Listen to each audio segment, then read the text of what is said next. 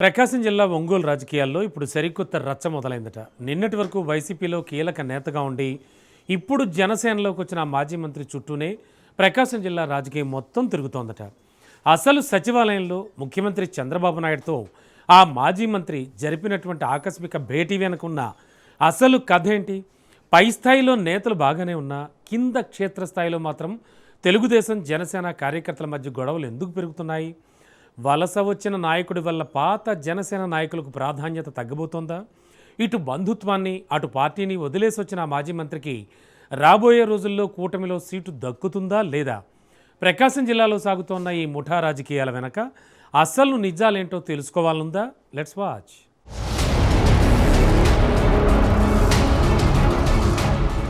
ఆంధ్రప్రదేశ్ రాజకీయాల్లో అత్యంత కీలకమైన ఊహించని ఓ పెద్ద పరిణామం చోటు చేసుకుంది. సచివాలయంలోని ముఖ్యమంత్రి కార్యాలయంలో సీఎం నారా చంద్రబాబు నాయుడుతో మాజీ మంత్రి బాలినేని శ్రీనివాసరెడ్డి ఆకస్మికంగా భేటీ కావడం చర్చనీయాంశంగా మారింది. వైఎస్సార్ కాంగ్రెస్ పార్టీని వీడి జనసేనలో చేరిన తర్వాత బాలినేని ముఖ్యమంత్రిని కలవడం ఇదే మొట్టమొదటిసారి కావడంతో ఈ ములాఖాత్కు రాజకీయంగా అత్యంత ప్రాధాన్యత ఏర్పడిందట. సచివాలయంలోని సీఎం ఛాంబర్లో చంద్రబాబును మర్యాదపూర్వకంగా కలిసిన బాలినేని అనేక కీలక అంశాలపై చర్చించినట్లు స్పష్టంగా తెలుస్తోంది. ఏపీలో ప్రస్తుత రాజకీయ పరిస్థితులు, కూటమి బలోపేతం, ప్రభుత్వం అత్యంత ప్రతిష్టాత్మకంగా చేపడుతున్న అభివృద్ధి సంక్షేమ కార్యక్రమాలు ఇలా అనేక అంశాలపై ఇరువురు నేతలు సుదీర్ఘంగా సమాలోచనలు జరిపినట్లు సమాచారం.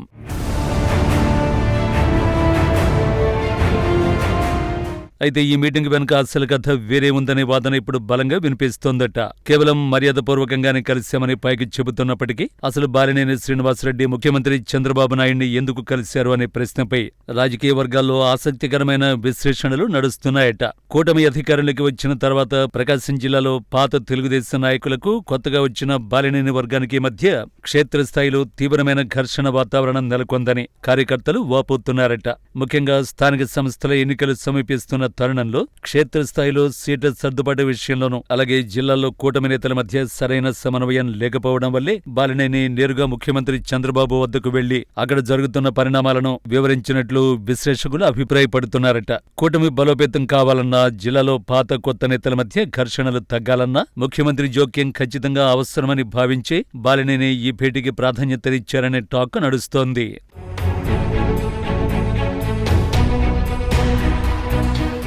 ఇక బాలినేని శ్రీనివాసరెడ్డి గతంలో ఒక సభలో అత్యంత ఆసక్తికరమైన వ్యాఖ్యలు చేయడం ఇప్పుడు కూటమి రాజకీయాల్లో పెద్ద దుమారాన్ని రేపుతోందట. ప్రకాశం జిల్లాలో జనసేన కార్యకర్తలను ఎవరైనా ఇబ్బంది పెడితే చూస్తూ ఊరుకునే ప్రసక్తి లేదని, అవసరమైతే అసెంబ్లీ స్థానాల కోసం ఎంతవరకు అయినా పోరాటం చేస్తానని ఆయన బహిరంగంగానే ప్రకటించారట. ఈ వ్యాఖ్యలు వినడానికి సొంత పార్టీపై ప్రేమలా కనిపిస్తున్నప్పటికీ దీని వెనుక తెలుగుదేశం పార్టీకి గట్టి హెచ్చరికలు పంపే వ్యూహం ఉందనే వాదన వినిపిస్తోందట. పై స్థాయిలో నాయకులు కలుస్తున్న కింది స్థాయిలో మాత్రం తమకు సరైన ప్రాధాన్యత దక్కడం లేదని జనసేన కార్యకర్తల్లో ఆందోళన వ్యక్తమవుతున్న తరుణంలో బాలినేని చేసిన ఈ వ్యాఖ్యలు కూటమి ఐక్యతను దెబ్బతీసేలా ఉన్నాయని కూటమి నేతలు భావిస్తున్నారట.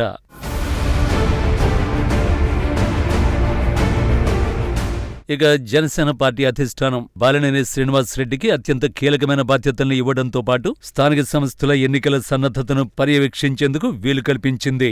బాలినేనికి రాయలసీమతో పాటు ప్రకాశం, నెల్లూరు జిల్లాల సమన్వయ బాధ్యతలను అప్పగించారట. ఇలా 3 జిల్లాల పార్లమెంటు పార్టీ వ్యవహారాల బాధ్యతలు అందుకున్న వెంటనే ఆయన క్షేత్రస్థాయిలో పర్యటనలు మొదలుపెట్టారట. అయితే ఈ నిర్ణయం జిల్లా జనసేనలో ఎన్నో ఏళ్లుగా నమ్ముకుని ఉన్న పాత నాయకుల పరిస్థితిని గందరగోళంలోకి నెట్టేసిందని కార్యకర్తలు వాపోతున్నారట. ముఖ్యంగా జిల్లా అధ్యక్షుడిగా ఉన్న షేక్ రియాజ్, కంది రవిశంకర్ వంటి నేతలు పార్టీ కష్టకాలంలో ఉన్నప్పుడు జెండా మోసి నడిపించారట. అయితే ఇప్పుడు బాలినేని లాంటి ఒక రాజకీయ నేతకు 3 జిల్లాల బాధ్యతలు అప్పగించడంతో తమ ప్రాధాన్యత ఎక్కడ తగ్గిపోతుందనే ఆందోళన పాత వర్గాల్లో స్పష్టంగా కనిపిస్తోందట. ఇటీవల ఒంగోలులో జరిగిన ముఖ్యమైన సమావేశానికి జిల్లా అధ్యక్షుడైన రియాజ్ వర్గం పూర్తిగా గైర్హాజరు కావడం చూస్తుంటే పార్టీ వ్యవహారాలు ఇలా రోడ్డున పడ్డంపై పాత కార్యకర్తలు తీవ్రంగా బాధపడుతున్నారట.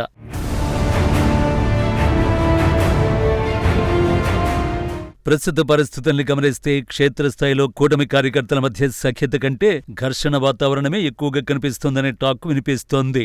ఇటీవల జిల్లాలో జరిగిన ఒక ఊహించని సంఘటన కూటమి పరువును బజారున పడేసిందట. కేవలం చిన్నపాటి రాజకీయ విభేదాలు మనసులో పెట్టుకుని ఒక జనసేన కార్యకర్తపై తెలుగుదేశం పార్టీకి చెందిన కొందరు వ్యక్తులు అవమానకరమైన రీతిలో ప్రవర్తించడం జిల్లా వ్యాప్తంగా సంచలనం సృష్టించిందట. పార్టీ కోసం ఎంతో కాలంగా కష్టపడుతున్న కార్యకర్తను అలా నడి రోడ్డుపై అవమానించడం చూసి సామాన్య జనసైనికులు తట్టుకోలేకపోతున్నారట. ఈ ఉదంతం జరిగిన తర్వాత జనసేన శ్రేణులు తీవ్రమైన ఆగ్రహావేశాలు వ్యక్తమవుతున్నాయట. పై స్థాయిలో నాయకులు కలుస్తున్నా కింది స్థాయిలో మాత్రం టీడీపీ తమ్ముళ్లు తమను తక్కువ చేసి చూస్తున్నారనే భావన జనసేన కార్యకర్తల్లో బలంగా నాటుకుపోయిందని, ఈ దాడి ఉదంతం తర్వాత కూటమి బంధం ఎంత బలహీనంగా ఉందో అర్థమవుతోందని రాజకీయ విశ్లేషకులు అభిప్రాయపడుతున్నారట.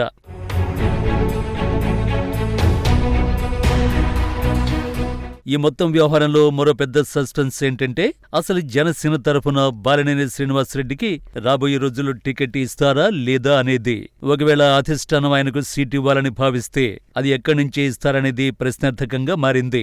ఇప్పటికే ఆయా నియోజకవర్గాల్లో జెండా మోసి ప్రజల్లో తిరుగుతున్న పాత జనసేన నాయకులను కాదని బాలినేనికి సీటు ఇస్తే స్థానిక క్యాడర్ ఊరుకుంటుందా అనే అనుమానాలు వ్యక్తమవుతున్నాయట. ఇప్పుడు తాజాగా ముఖ్యమంత్రి చంద్రబాబు నాయుడుతో జరిగిన భేటీ తర్వాత ఈ సీట్ల సర్దుబాటు, జిల్లాల బాధ్యతలపై ఇలాంటి స్పష్టత వచ్చింది. నియోజకవర్గాల సర్దుబాటులో ఆయనకు అవకాశం కల్పిస్తారా లేక ఒంగోలు స్థానాన్నే కేటాయిస్తారా అనే దానిపై తీవ్రమైన ఉత్కంఠ నెలకొందట. ఈ సస్పెన్స్ కారణంగానే జిల్లాలో ఎక్కడికక్కడ గ్రూప్ రాజకీయాలు పెరిగిపోయి కూటమి సమన్వయం దెబ్బతినే పరిస్థితులు స్పష్టంగా కనిపిస్తున్నాయని రాజకీయ విశ్లేషకుల అభిప్రాయం.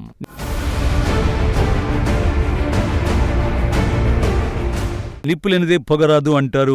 ఒంగోలులో కనిపిస్తున్న ఈ పొలిటికల్ పొగ వెనుక ఉన్న పెద్ద నిప్పు రాబోయే రోజుల్లో కూటమి పంథాన్ని లోపల నుంచి దహించి వేస్తుందా అనే అనుమానాలు ఇప్పుడు మరింత బలపడుతున్నాయట. జెండా నమ్ముకున్న పాత కార్యకర్త గెలుస్తాడా, పదవి కోసం వచ్చిన వలస నాయకుడి వ్యూహం పారుతుందా, లేక ముఖ్యమంత్రి చంద్రబాబుతో జరిగిన ఈ చర్చలు కూటమిలో కొత్త శాంతిని తీసుకొస్తాయనేది ఇప్పటికైతే ఓ పెద్ద మిస్టరీ.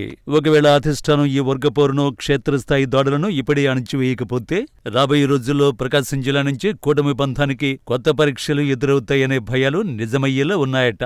ఒకవైపు పై స్థాయిలో కూటమి ఐక్యత కనిపిస్తున్నా, మరోవైపు క్షేత్రస్థాయిలో పెరుగుతున్న విభేదాలు మాత్రం భవిష్యత్తులో పెద్ద రాజకీయ సవాల్గా మారే అవకాశాలు కనిపిస్తున్నాయి. ప్రకాశం జిల్లాలో మొదలైన ఈ రాజకీయ వేడి రాబోయే రోజుల్లో ఆంధ్రప్రదేశ్ రాజకీయాలను ఏ దిశగా తీసుకెళ్తుందో చూడాలి. ఈ పొలిటికల్ గేమ్లో ఇంకా ఎన్ని మలుపులు రాబోతున్నాయి, ఎవరి రాజకీయ భవిష్యత్తు ఎటు మారుతుంది అనే దానికి కాలమే సమాధానం చెప్పాలి.